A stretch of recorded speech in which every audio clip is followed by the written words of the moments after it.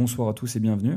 Donc ce soir c'est le deuxième podcast. Le premier était dédié au corps énergétique et au corps subtil. Donc ce soir on va parler des chakras et plus précisément de nos 7 chakras. Donc pour expliquer un petit peu ce que sont ces 7 chakras, je prendrai pour référence les textes classiques tibétains. Donc en fait, il expliquait que nadis en sanskrit signifie le mouvement et la vibration, que les chakras se créent à partir de la 5e semaine de vie intra-utérine, et que par la suite seulement, donc apparaissaient les glandes endocrines, puis le corps physique. Donc c'est pas rien parce que c'est quand même un concept vieux de plusieurs millénaires et d'une importance capitale, puisqu'en fait, il démontre la prédominance de l'énergie sur notre matière. C'est une théorie d'ailleurs aujourd'hui qui est entièrement reconnue par la physique quantique. Donc en fait, on comprend qu'à travers ces 7 chakras, donc circule de l'énergie. Et cette énergie est plus communément connue, appelée sous le nom de prana, ou d'énergie, ou même de lumière, ou même de lumière céleste et d'énergie divine, en fonction de chaque croyance. En fait, cette énergie-là circule en fonction de différentes caractéristiques qui sont les heures, les mouvements solaires et lumineux, ainsi que nos propres états humains. J'expliquais tout à l'heure nadis qui signifie mouvement et vibration, que nadis c'est aussi un méridien du corps humain, il est comparable un petit peu à l'acupuncture par lequel circulent les énergies vitales, et en fait il existe symboliquement 72 000 nadis, voire même 350 000 nadis, en fait ce qui signifie que chaque endroit de l'organisme et de nos cellules est sensible pour capter cette énergie. Donc il existe plusieurs pratiques, comme le yoga, le qigong, en fait, qui agissent sur ces nadis et qui permettent à l'énergie de circuler. Donc en fait, on arrive un petit peu à cette fin de cette préface sur les 7 chakras, mais je ne pouvais la terminer sans vous expliquer quelque chose de fondamental, en fait. D'essayer de vous faire comprendre, en fait, que tout déséquilibre du corps physique entraîne forcément une disharmonie entre nos corps énergétiques. Et inversement, bien évidemment. C'est-à-dire que si notre corps physique est touché, notre corps énergétique le sera.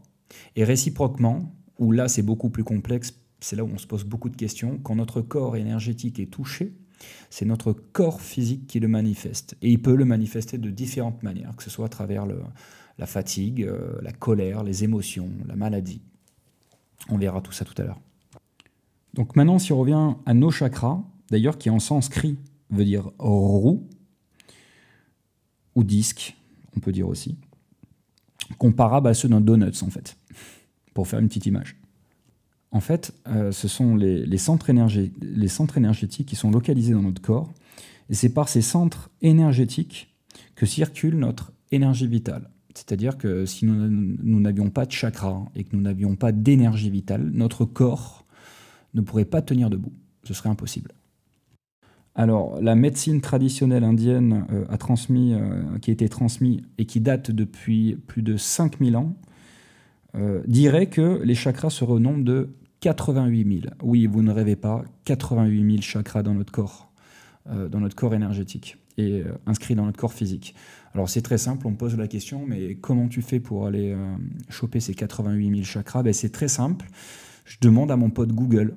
Aujourd'hui, on a la chance d'avoir Google. Vous allez taper sur Google. Il y a beaucoup d'informations sur les chakras. Et si vous creusez un petit peu, vous intéressez à tout ce qui est médecine traditionnelle indienne et ancienne, vous allez pouvoir trouver cette information.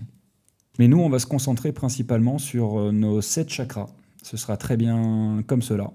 Et d'ailleurs, ça me donnera l'opportunité de préparer 87 993 autres podcasts sur les chakras restants. Donc en fait, les chakras, ça sert à quoi? En fait, il y a des sentiments et des émotions spécifiques qui sont rattachés à chacun d'entre eux. Donc en fait, dans l'ésotérisme et la spiritualité, on dit que chaque chakra en fait diffuse une couleur. C'est pour ça que vous voyez souvent une couleur sur les chakras. Chaque chakra a une couleur bien spécifique. Et qu'en fait, chaque couleur indique un état émotionnel, spirituel et physique. C'est pour ça que quand on fait des soins énergétiques, la personne qui vous soigne d'une manière énergétique va, grâce à sa perception, pouvoir, en fonction de l'intensité de votre chakra en fonction de sa couleur et de son intensité vibratoire, justement, le magnétiseur, lui, va pouvoir, ou l'énergéticien, va pouvoir venir travailler justement sur le chakra pour le réharmoniser sur un plan vibratoire. Et une fois qu'il sera réharmonisé sur un plan vibratoire, forcément, l'intensité de sa couleur sera amplifiée. En fait, tout à l'heure, je parlais des chakras et de leur forme en disque, en forme de donuts.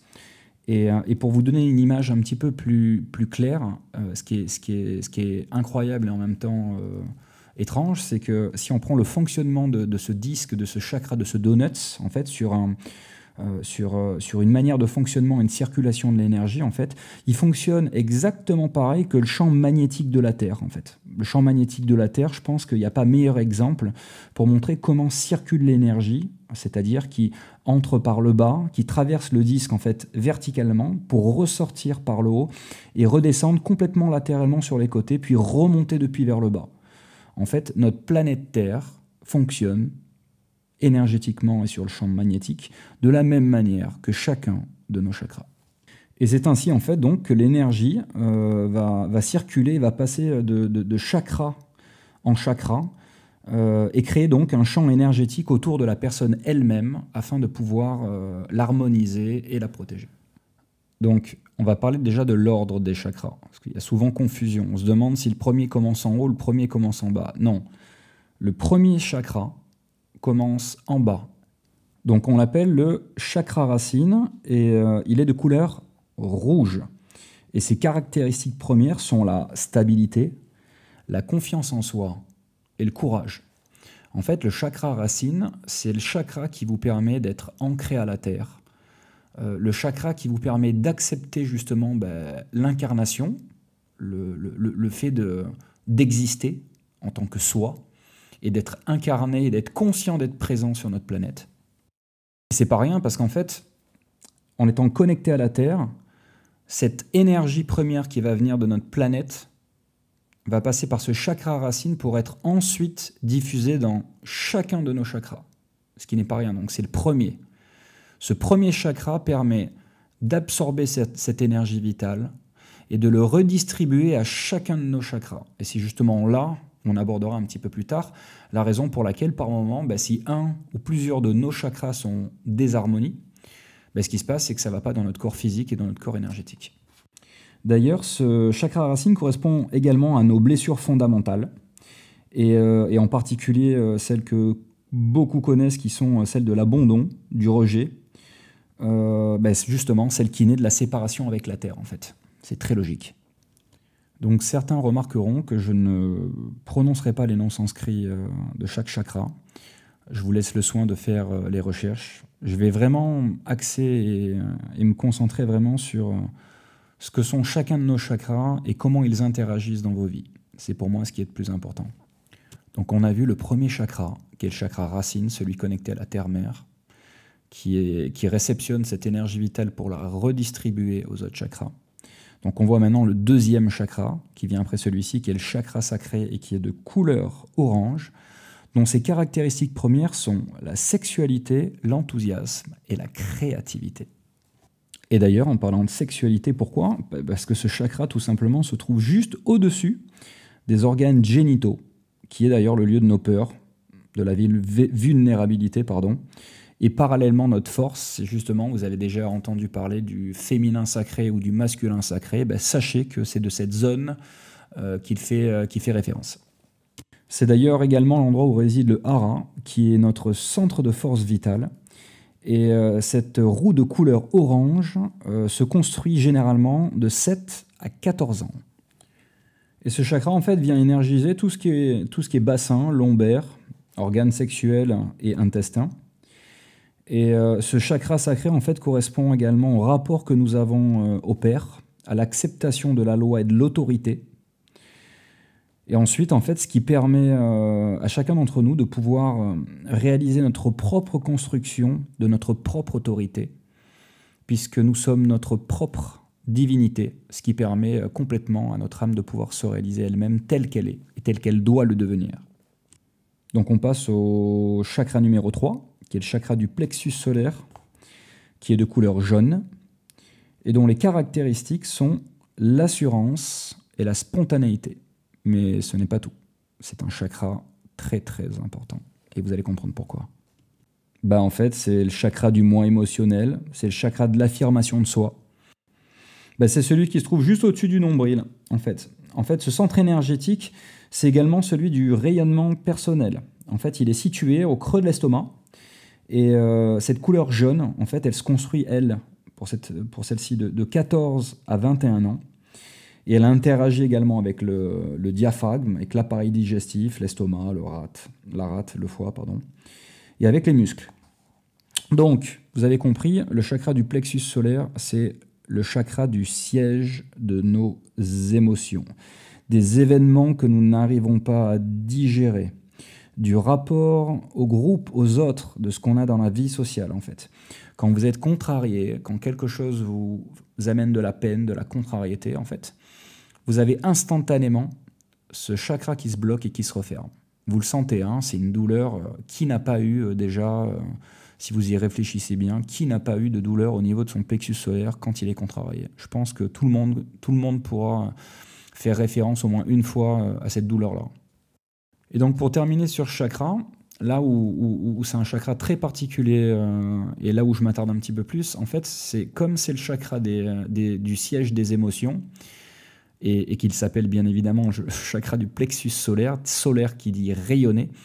En fait, c'est très simple, quand vous allez bien, que ce chakra est harmonisé, vous rayonnez, c'est-à-dire que énergétiquement, à l'extérieur de vous, vous rayonnez de bonnes énergies et les gens le ressentent, et vous aussi.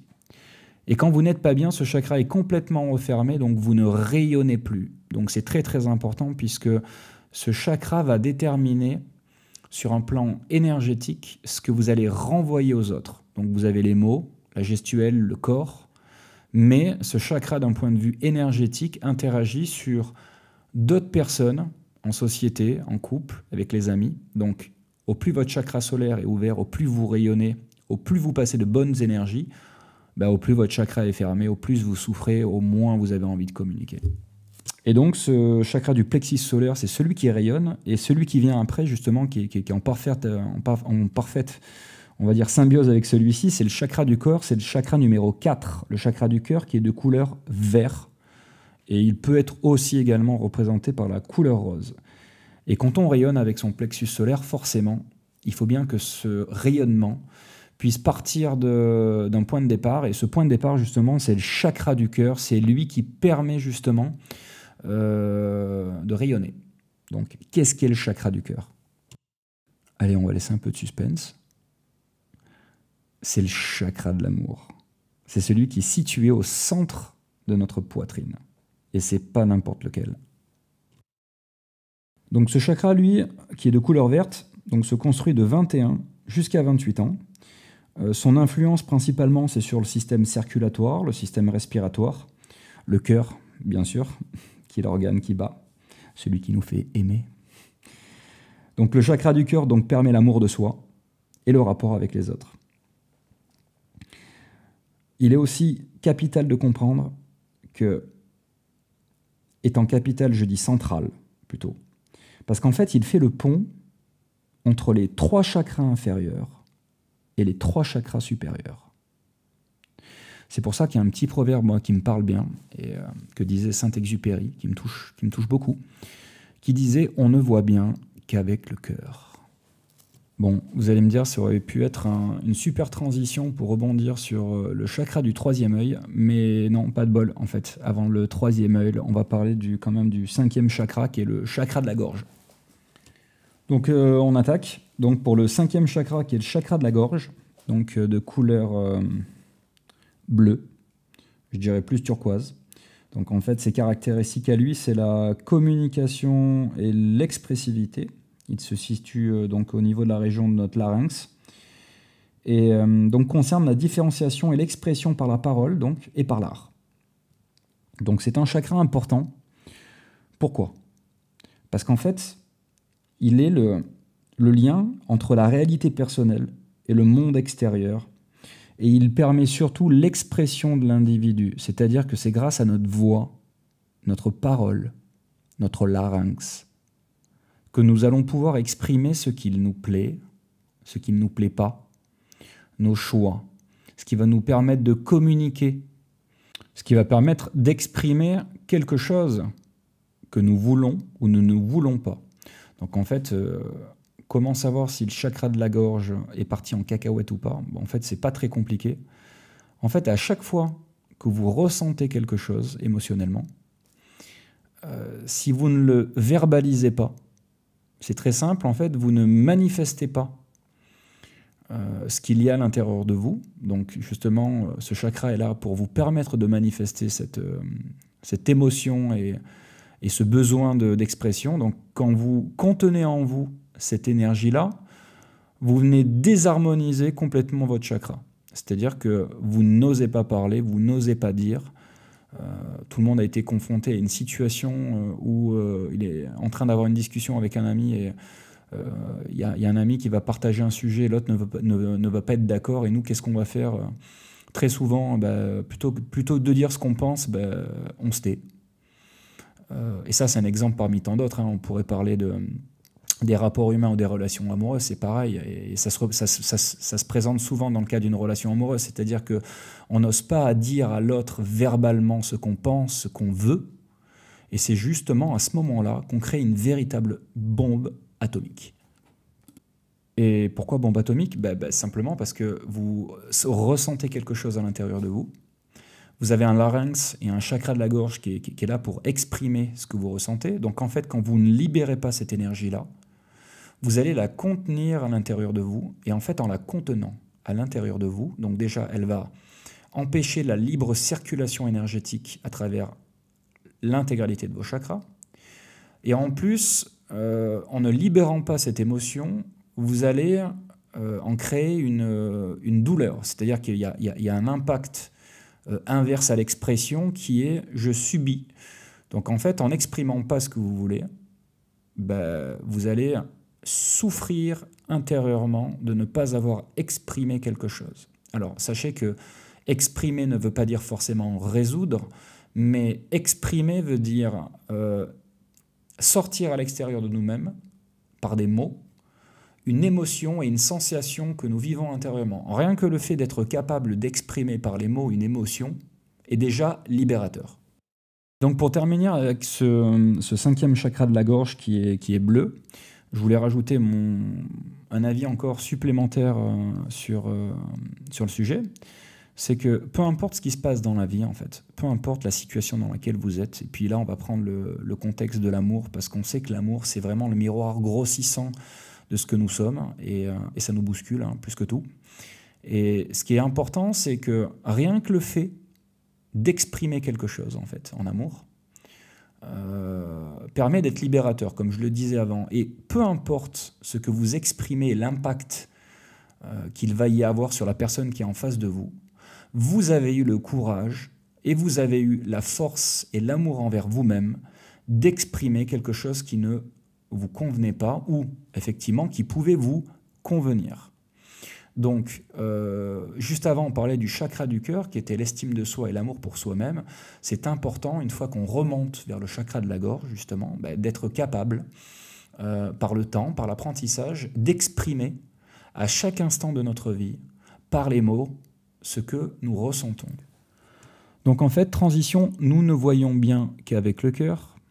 Je rebondirai sur notre 6e chakra, qui est celui du 3e œil, et qui est le chakra de la clairvoyance. Donc il est de couleur indigo, et il est caractérisé donc par l'intuition et la sagesse.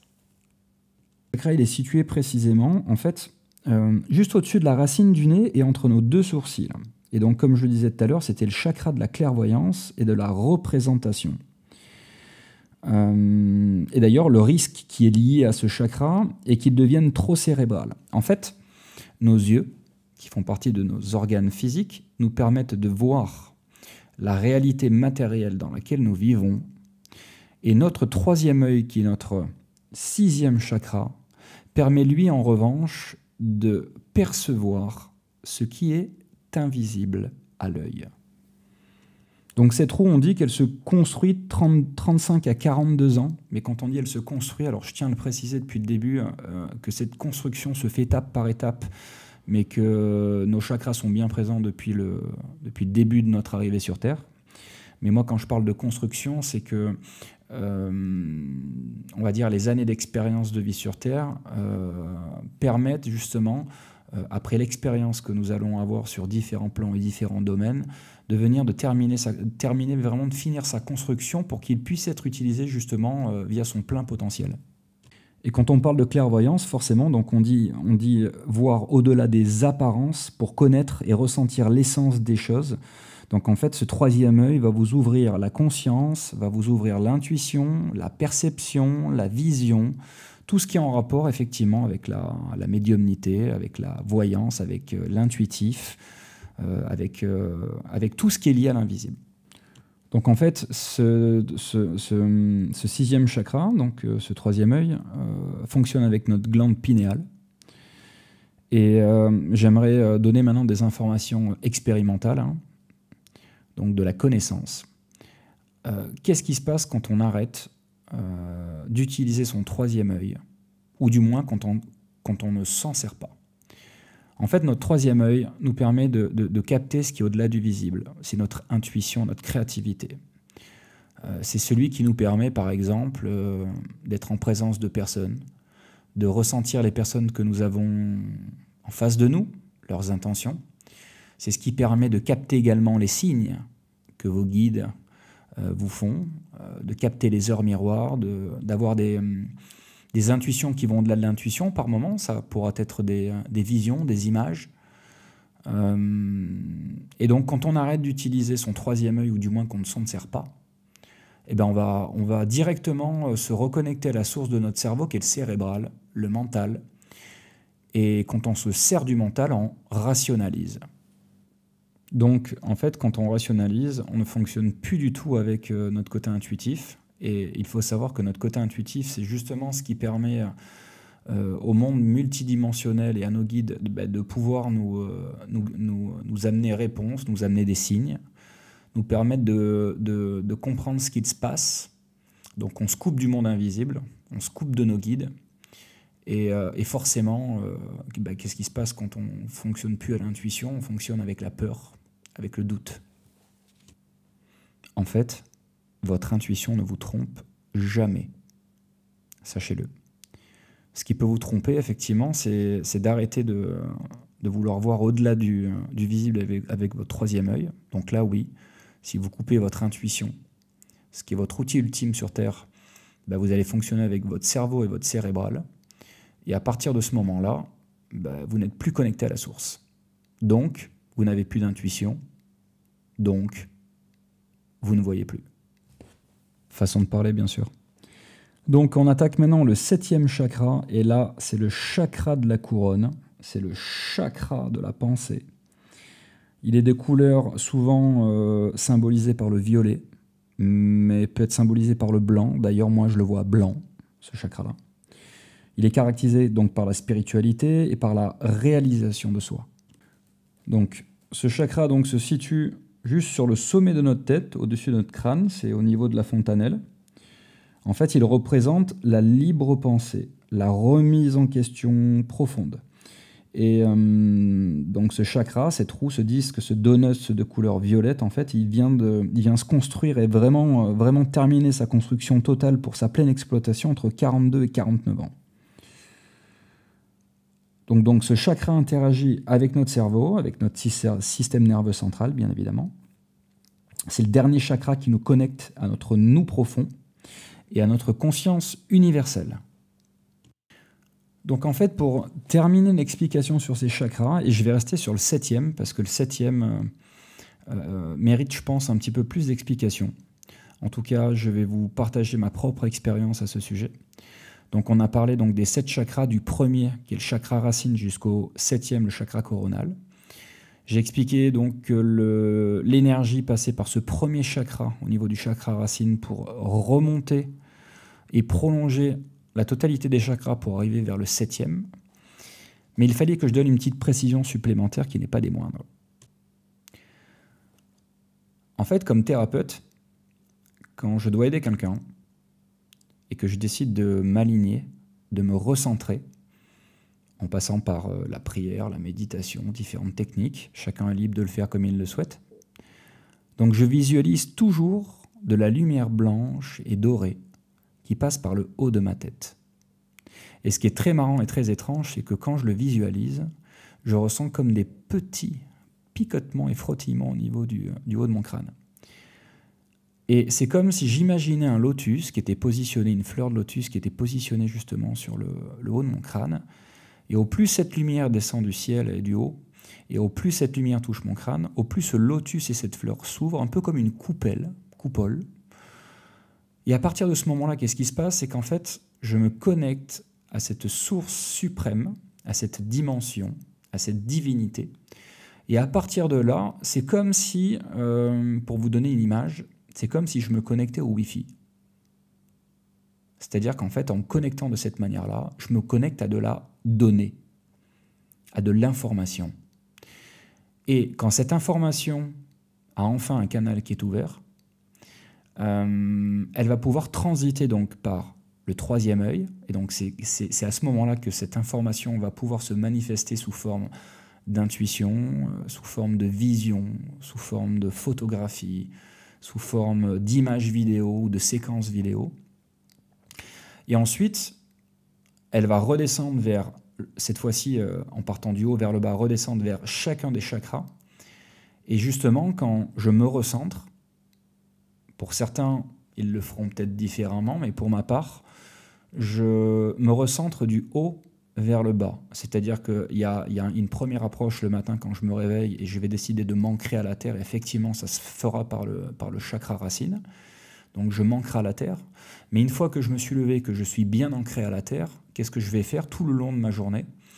Et quand je vais devoir être en séance et à d'autres moments, quand je ressens que mon corps énergétique intérieurement et que mon niveau émotionnel bouge, ben je peux décider par moment de me recentrer. Et en me recentrant, je vais imaginer justement cette lumière blanche qui va passer par le haut de mon 7e chakra, qui est le chakra coronal, et qui va traverser l'intégralité de mon corps et de mes 7 chakras, un petit peu comme une fibre optique. Et en fait, en se recentrant et en laissant couler cette lumière à l'intérieur de nous, de notre corps physique et de notre corps énergétique, on va pouvoir justement réaligner l'intégralité de nos chakras. J'aimerais donner quelques précisions aussi par rapport à toutes les personnes qui me posent des questions, mais quand je ne suis pas bien, je vais voir un énergéticien, quelqu'un qui va comprendre mes douleurs, soigner mes douleurs, absorber mes douleurs, réénergiser mes chakras. Alors il faut comprendre une chose, c'est que l'intégralité de nos chakras bouge en permanence. On va dire le taux vibratoire et leur vibration bougent en permanence, puisque on n'a pas une vie du matin au soir assis dans le canapé à rien faire. Okay, on a une vie, on se déplace, on mange, on boit, on parle, on travaille. Donc on a une activité. Et cette activité impacte l'intégralité de nos chakras.